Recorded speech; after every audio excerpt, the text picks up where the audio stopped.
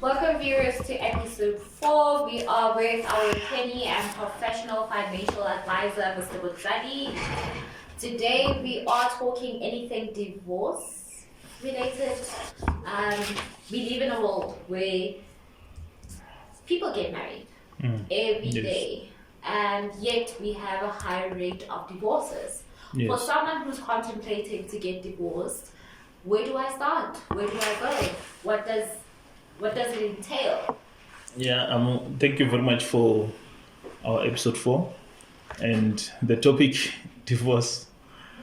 Sometimes it becomes emotional to talk about divorce because it touches number of things: your money, your separation, your companionship, your jealousy, and all the asset, and there's so many things that it talks about. But before maybe we can talk about where one goes when they contemplate divorce, I think we should also appreciate the fact that in South Africa, the law appreciates and recognizes number of marriages, from your customary marriages, the polygamous marriages, your civil marriages, and so forth.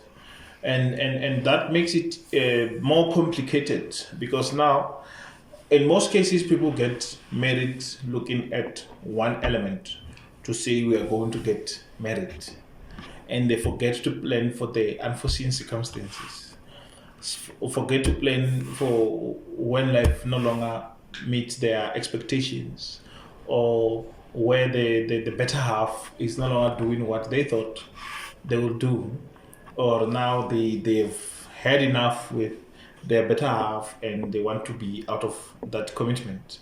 So I think it's important to look at those marriages, because even the divorce now talks to how the divorce should be or how the marriage should be dissolved because of how the marriage was. Understand? So I think if you look at the marriage in customary marriage, the divorce there would then be treated as, we need to look at whether these people have antenuptial contracts, Yes. or these people don't have any antenuptial contract. It was just a lobola and it's done like that, which then it's then regarded as a income of property. So the separation process totally different. And if the marriage was out of commute of property as well, would need to look at whether it was out of commute of property with accrual system or without accrual system. So once you determine that, you also determine as to how the system needs to unfold in terms of the process of separation. And then you need to also look at if the marriage was registered with antenuptial contract, customary marriage where there's a polygamous marriage practice, and whether the divorce affects one partner and then leaves another partner continuing with the marriage, and so on and so on, then it's different. And it also differs in terms of how you deal with the estate of each and every party involved in the marriage. So that's how our marriage regimes in South Africa are looked at. Yeah. So it's not one size fit all. Yes. So in terms of looking at the divorce, one obviously would want to look at things like, do I have to divorce myself? Do I have to approach the court myself? Of which in most cases is less advisable because of the complexity of the process of the divorce.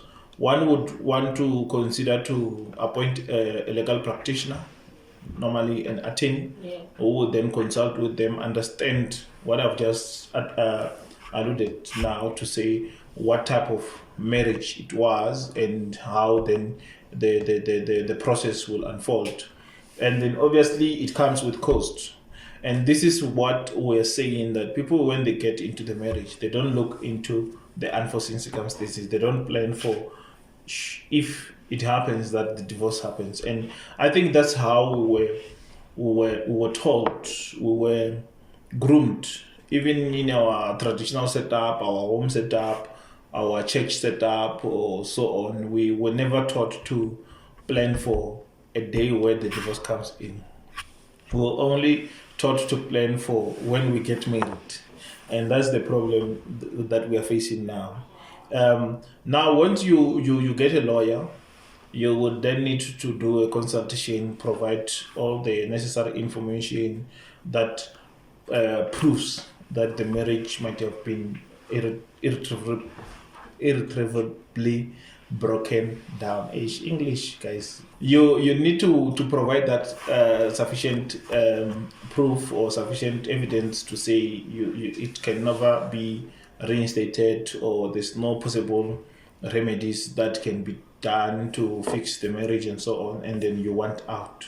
And then once you want out, we also need to look at, is this divorce going to be uncontested? So when you talk about uncontested divorce, we talk about a divorce that there's a common grounds between the parties. The parties agree that let's separate. Okay. And then when we talk about the parties by agreement, that means that it's easier. Even in the cost part of it, it's much reasonable. I would not say cheaper because it's never cheap, but it's much reasonable to do an uncontested divorce because parties agree. And then you look at the settlement agreement. How are we agreeing in terms of separation? Okay. Whether we were married in a community of property, whether it was customary, or whether it was out of community with or without system. But if it's uncontested, it becomes easy. Even the process might not take longer than contested divorce. So the second option obviously would be where the parties are not in agreement. Yes. And then it's called a contested divorce. So the contested divorce will be one party will issue the summons. So one party will issue the summons, one party will defend the summons, and then there'll be a back and forth in terms of how we want things to be done, the separation, and there's a number of things you look at, such as Rule 43, where you talk about your spousal maintenance, if another spouse needs maintenance for such issues. You talk about your domestic violence, how to come around that. You talk about the custody if there's kids in the marriage or born in the marriage or so forth. You talk about the child maintenance because kids, even if parents separate, the kids will still need to be maintained. Yes. Because some people would say the kids did not choose or vote to be born out of the marriage, that then at a later stage then there will be separation. Yes. So you need to look at that. You also need to look at a primary caregiver or a parental plan in terms of how both parties be involved in the child's life and then upbringing and so forth. That is when you talk about contested divorce, because contested divorce as well in terms of the costing, you might look at it might be costly depending on how the other partner is contesting and for which reasons that they are contesting for. It can even take longer. It can even take years. Yes. to be finalized, depending on whether the contested basis or grounds are reasonable or not. But if not, court can come to rescue and make a determination as to whether it's reasonable or not. And then we also have another type of divorce where we call it international divorce. Then an international divorce, the difference is maybe where you are married and your partner stays in another country, and you are in another country, or you are in South Africa, your partner is in UK for argument case, and you feel like this thing of long distance marriage is no longer working out for me, or maybe you got some other people there, or I've got another partner here who might do better than the other partner, and you want to divorce. You do what we call a dictal citation. So in a dictal citation it's the application where you do it ex parte alone. The court will grant you to say you can serve that other party via electronic communication, whether it's email or otherwise, and then you can then be able to do the separation process there.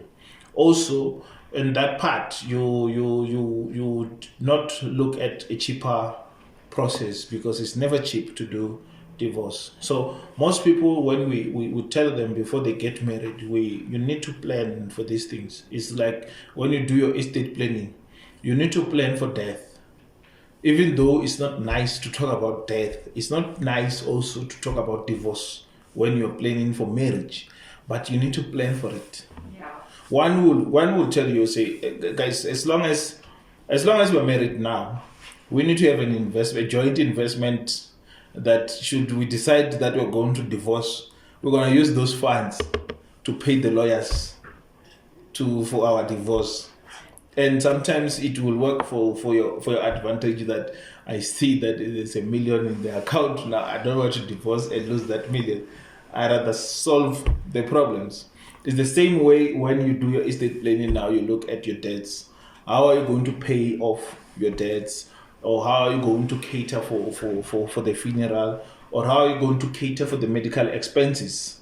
If you're medically unfit or now you are impaired and so on and so on. Or if you get older, because the more you get older, the more medical attention is required.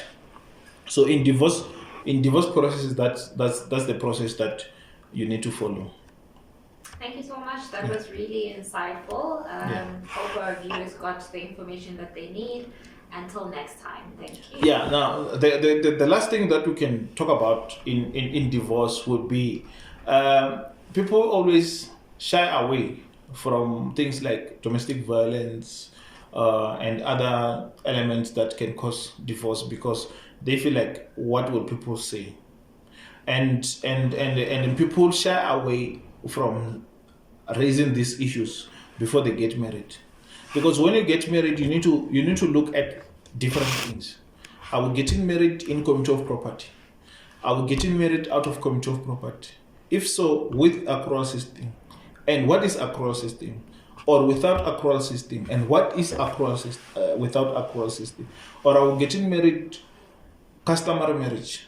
And what will be the basis of customary marriage? Are we going to get marriage that will then at a later stage become a polygamous marriage? And what will be the setup of a polygamous marriage? And then if the marriage dissolves, how is it going to affect all the parties that are in the marriage? So those are the things that when you sit with a legal advisor and a financial advisor, you look at the holistic view to say, this is where we start, this could happen, and then you might end up there. And if you end up there, what do you need to be ready for? And that's how most of our consultation or our sessions we touch base on those issues. And then if you need more, or if you need to divorce, guys, don't shy away. Come, we'll do a divorce. Okay, whether it's contested, whether it's international, whether it's uncontested, we will do that for you. But obviously you pay. Thank you.